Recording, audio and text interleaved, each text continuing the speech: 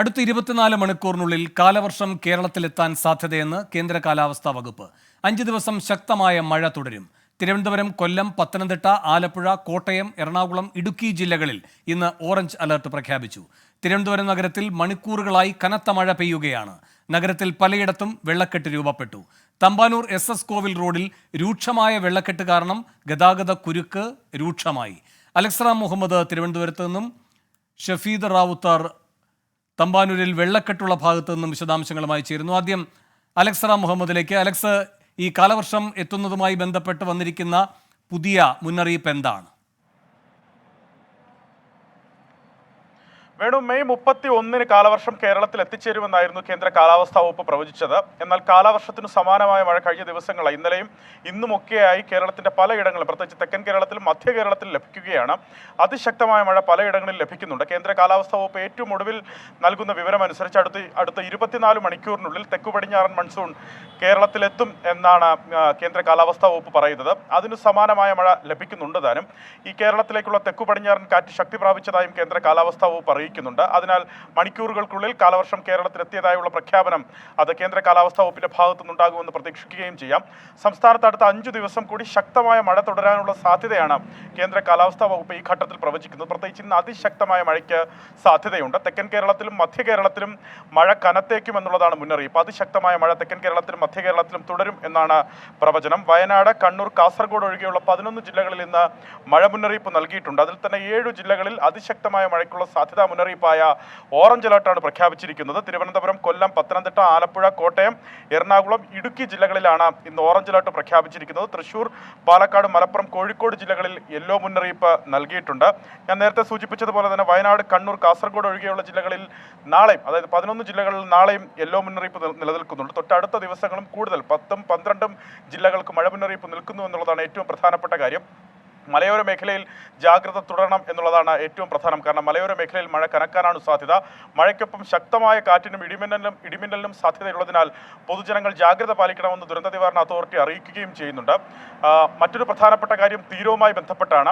കേരള തീരത്ത്, അതായത് തെക്കൻ കേരള തീരത്തും അതുപോലെ ലക്ഷദ്വീപ് തീരത്തും മത്സ്യബന്ധനത്തിന് വിലക്കേർപ്പെടുത്തിയിട്ടുണ്ട്. കടലിൽ ശക്തമായ കാറ്റിന് മണിക്കൂറിൽ പരമാവധി 50-55 കിലോമീറ്റർ വരെ വേഗതയിലൊക്കെ വീശിയടിച്ചേക്കാവുന്ന കാറ്റിനും അതുപോലെ മോശം കാലാവസ്ഥയ്ക്കും കടലിൽ സാധ്യതയുണ്ടെന്നാണ് കേന്ദ്ര കാലാവസ്ഥാ വകുപ്പ് അറിയിക്കുന്നത്. അതിനാൽ മത്സ്യത്തൊഴിലാളികൾ ജാഗ്രത പാലിക്കണം. കടലിൽ പോകരുതെന്ന നിർദ്ദേശം കർശനമായി പാലിക്കണമെന്ന് ദുരന്ത നിവാരണ അതോറിറ്റി അറിയിക്കുകയും ചെയ്യുന്നുണ്ട്.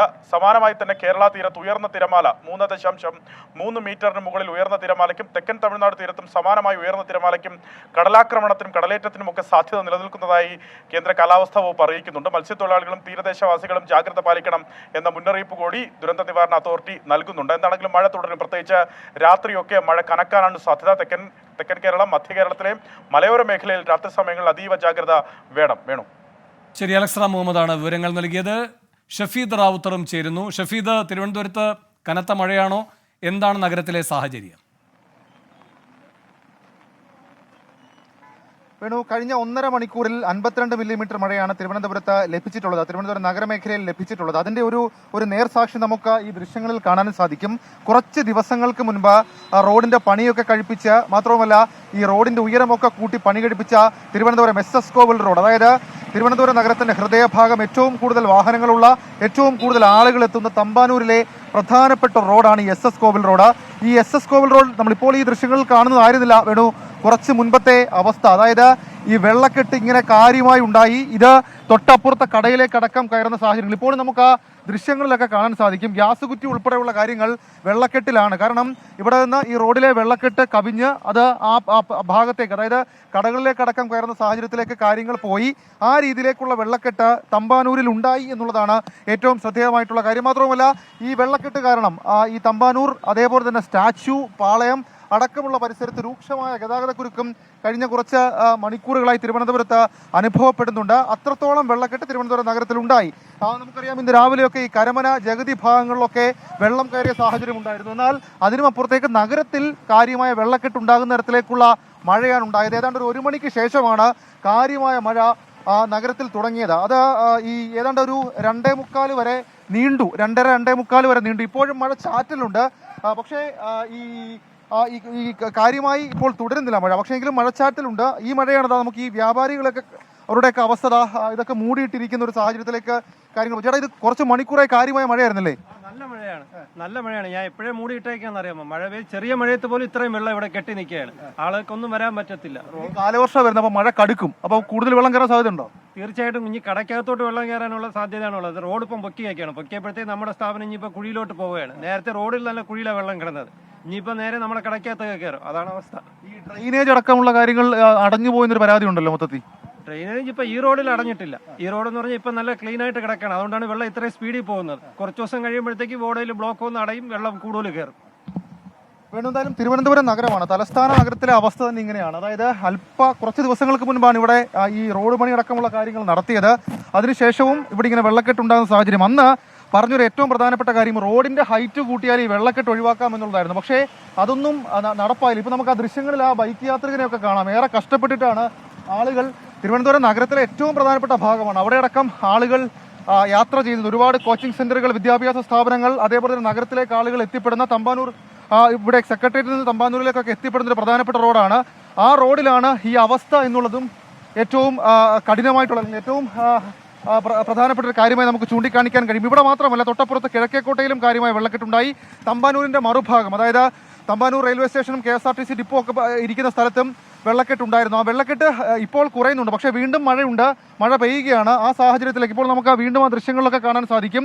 ഈ തൊട്ടപ്പുറത്തെ കടകളിലേക്കൊക്കെ വെള്ളം കയറുന്ന രീതിയിലേക്ക് വെള്ളക്കെട്ടുണ്ടായി. ഇതിന് വലിയ വെള്ളക്കെട്ടൊക്കെ ഉണ്ടായപ്പോഴായിരുന്നു ഈ റോഡ് നിർമ്മാണം അടക്കം ഏറ്റവും കാര്യക്ഷമമാക്കാനും ഡ്രെയിനേജ് സംവിധാനം അടക്കം മികച്ചതാക്കാനും, അതല്ലെങ്കിൽ അത് ഈ വെള്ളം ഒഴുകി പോകുന്നത് സുഗമമായി ഒഴുകി പോകാനുള്ള സംവിധാനം അടക്കം റോഡ് പുനർനിർമ്മിച്ചത്. പക്ഷേ അതും എഫക്റ്റീവായില്ല. അത് നമുക്ക് ആ വീടുകളിലേക്ക് കാണാം. അതായത് ഇപ്പോൾ ഈ SS കോവിൽ റോഡിലെ ഒരു പ്രധാനപ്പെട്ട വഴിയാണ്. ഈ ലൈനിലേക്ക് കയറിപ്പോയാൽ വലിയ കെട്ടിടങ്ങളും വീടുകളും ഒക്കെ ഉണ്ട്. അവിടെയും കാര്യമായ വെള്ളക്കെട്ട് ഉണ്ടാകുന്ന സാഹചര്യത്തിലേക്ക് പോയി. ഏതായാലും മഴ കൂടുകയാണ്. കാലാവസ്ഥാ വകുപ്പിന്റെ മുന്നറിയിപ്പ് അനുസരിച്ച് തെക്കൻ കേരളത്തിൽ, പ്രത്യേകിച്ച് തിരുവനന്തപുരത്ത് അടക്കം മഴ കാര്യമായി ഉണ്ടാകും. അപ്പോൾ വീണ്ടും ഇങ്ങനെ നിർത്താതെ മഴ പെയ്താൽ സ്വാഭാവികമായും തിരുവനന്തപുരം നഗരത്തിൽ മുൻപ് നമ്മൾ കണ്ടിട്ടുള്ള തരത്തിലേക്കുള്ള വെള്ളക്കെട്ടുണ്ടാകും. അപ്പോൾ ഈ റോഡ് പുനർനിർമ്മാണമൊക്കെ ഏത് രീതിയിൽ എന്നുള്ള ചോദ്യങ്ങൾ ഉയരുകയും ചെയ്യും. വലിയ ബുദ്ധിമുട്ട് ആളുകൾക്ക് ഈ വെള്ളക്കെട്ടുണ്ടാക്കി. വേണോ? തമ്പാനിൽ നിന്നുള്ള വിവരങ്ങളാണ് ഷഫീദ് റാവുത്തർ നൽകിയത്. കിഴക്കേക്കോട്ടയിൽ അഖിൽ ഷാ അൻസാറുമുണ്ട്. അഖിൽ ഷാ, എന്താണ് അവിടെ നിന്ന് നൽകാൻ കഴിയുന്ന വിവരങ്ങൾ?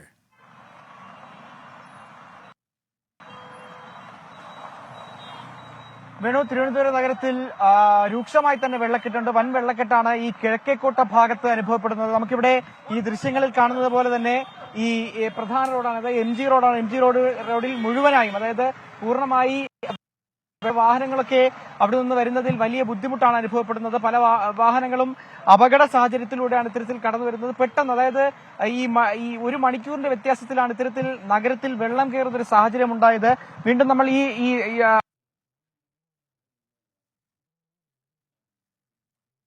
അഖിൽ ഷാ അൻസാറാണ് വിവരങ്ങൾ നൽകുന്നത്. തിരുവനന്തപുരത്ത് മണിക്കൂറുകളായി തുടർച്ചയായ മഴയാണ്. തമ്പാനൂരിലും കിഴക്കേക്കോട്ടയിലുമെല്ലാം വലിയ വെള്ളക്കെട്ട് രൂപപ്പെട്ടിരിക്കുകയാണ്. അഖിൽ ഷാ തുടരുന്നുണ്ട്. അഖിൽ ഷാ, പറഞ്ഞോളൂ. ഇത്തരത്തിലാണ്, അതായത് ഈ ഒരു മണിക്കൂറിൽ പെയ്ത മഴയാണ് ഇത്തരത്തിൽ നഗരത്തിൽ വലിയ വെള്ളക്കെട്ട് കാരണമായിരിക്കുന്നത്. നമുക്ക് ഇപ്പോൾ കാണുന്നത് ഈ കിഴക്കേക്കോട്ടയിൽ നിന്നും പഴവങ്ങാടിയിൽ നിന്നും പവർ ഹൌസിലേക്ക് പോകുന്ന റോഡാണ്. ഈ റോഡ് പൂർണ്ണമായി വെള്ളം കൊണ്ട് നിറഞ്ഞു കഴിഞ്ഞു എന്നുള്ളതാണ് ഏറ്റവും പ്രധാനമായി പറയേണ്ടത്. നമുക്ക് ആ ദൃശ്യങ്ങളിൽ ഒരു വാഹനം അവിടെ നിന്ന് വരുന്നത് കാണാം. പണിപ്പെട്ടാണ് ആ വാഹനം ഇങ്ങോട്ടേക്ക് എത്തുന്നത്. കാര്യം വാഹനത്തിനുള്ളിലേക്ക് ഉൾപ്പെടെ വെള്ളം കയറുന്ന ഒരു സാഹചര്യം വലിയ രീതിയിലുണ്ട്. ഒപ്പം ഈ വശങ്ങളിലായിട്ട്, അതായത് ഈ റോഡിന് വശത്തായി സ്ഥിതി ചെയ്യുന്ന കടകളിലേക്ക് നമുക്ക് ഈ ദൃശ്യങ്ങളിലേക്ക് പോയാൽ തന്നെ മനസ്സിലാകും. അതൊരു ലോട്ടറി വിൽപ്പന നടത്തുന്ന ഒരു കടയാണ്. അങ്ങോട്ടേക്ക് അതിനുള്ളിലേക്ക് വെള്ളം ഇരച്ചു കയറുന്നുണ്ട്. അതോടൊപ്പം മറ്റൊരു ദൃശ്യങ്ങളിലേക്ക് നോക്കിയാൽ ഒരു ഓട്ടോയും അതുപോലെ തന്നെ ഒരു കാറും ഉൾപ്പെടെ വെള്ളത്തിൽ മുങ്ങിക്കിടക്കുന്ന ഒരു കാഴ്ച കാണാം. ഇത്തരത്തിൽ നിമിഷ നേരം കൊണ്ട് കിഴക്കേക്കോട്ട ഈ വെള്ളത്തിൽ മുങ്ങുന്ന ഒരു സാഹചര്യമാണ് തിരുവനന്തപുരം നഗരത്തിൽ നമുക്ക് പ്രത്യേകിച്ച് എടുത്തു പറയാനുള്ള ഒരു കാര്യം എന്ന് പറയുന്നത്. എന്തായാലും വലിയ രീതിയിലുള്ള വിമർശനം ഇതിന്റെ ഭാഗമായി വരുന്നുണ്ട്. അതായത് ഈ കൃത്യമായ ഒരു മഴക്കാല പൂർവ്വ ശുചീകരണ പ്രവർത്തനങ്ങളോ ഏതെങ്കിലും തരത്തിലുള്ള മുൻകരുതലുകളോ കോർപ്പറേഷൻ എടുത്തില്ല എന്നുള്ള വലിയ വിമർശനം കോർപ്പറേഷനും അതുപോലെ തന്നെ മേയറുടെ ഭാഗത്തൊക്കെ ഉണ്ടായിരുന്നു. അത്തരത്തിൽ വീണ്ടും ഒരു ചെറിയ മഴ പെയ്യുമ്പോൾ, അല്ലെങ്കിൽ കുറച്ചു നേരം മഴ പെയ്യുമ്പോൾ നഗരത്തിലാകെ വെള്ളക്കെട്ട് രൂപപ്പെടുന്നു എന്നുള്ള ഒരു ആക്ഷേപം, അതിൽ സർക്കാർ കൃത്യമായി ഇടപെട്ടിട്ടില്ല, വേണ്ട നടപടികളൊന്നും ചെയ്തിട്ടില്ല എന്നൊരു ആക്ഷേപം, അത് വീണ്ടും ജനങ്ങളുടെ ഭാഗത്തു നിന്ന് വർദ്ധിച്ചു വരികയാണ്. എന്തായാലും വീണ്ടും മഴ തുടർന്നാൽ വരും മണിക്കൂറുകളിലും മഴ തുടരും, മഴ ശക്തമാകുമെന്നുള്ളതാണ് കാലാവസ്ഥാ കേന്ദ്രം ഉൾപ്പെടെ അറിയിക്കുന്നത്. അതുകൊണ്ട് തന്നെ വീണ്ടും മഴ തുടർന്നാൽ ഈ നഗരമാകെ വെള്ളത്തിലാകുമെന്നുള്ള വലിയ ആശങ്കയിലാണ് ജനങ്ങളും അതോടൊപ്പം തന്നെ ഇതുമായി ബന്ധപ്പെട്ട് പ്രവർത്തിക്കുന്നവരും. എന്തായാലും തിരുവനന്തപുരത്ത് നിലവിൽ ഇപ്പോഴും മഴ തുടരുകയാണ്. മഴ തുടരുന്നതിനനുസരിച്ച് ഈ പറയുന്ന ഈ ആറുകൾ ഉൾപ്പെടെ തോടുകൾ ഉൾപ്പെടെ കരകവിയുന്നൊരു സാഹചര്യമുണ്ട്. അത്തരത്തിൽ കരകവിയുമ്പോൾ ഈ നഗരപ്രദേശങ്ങളിൽ ഉൾപ്പെടെ നഗരം ഉൾപ്പെടെ വെള്ളത്തിൽ മുങ്ങിപ്പോകുന്ന ഒരു സാഹചര്യമാണ് വേണു നിലവിൽ ഇപ്പോൾ തിരുവനന്തപുരം നഗരത്തിൽ ഉള്ളത്. അഖിൽ ഷാൻ സാറാണ് കിഴക്കേക്കോട്ടയിൽ നിന്നുള്ള വിവരങ്ങൾ നൽകിയത്.